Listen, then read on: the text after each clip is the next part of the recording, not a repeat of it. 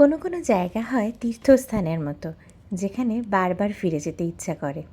এই যে আজ আমি তৈরি হচ্ছি সেই রকমই একটা জায়গায় যাব বলে। যাব আমাদের ইউনিভার্সিটিতে। সেখানে আজ আমাদের রিইউনিয়ন।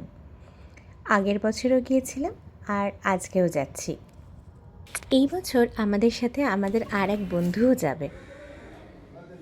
পৌঁছেই আগে নিজেদের করিডোর, নিজেদের ক্লাসরুম, ক্যান্টিন এগুলো তো ঘুরে দেখতেই হবে।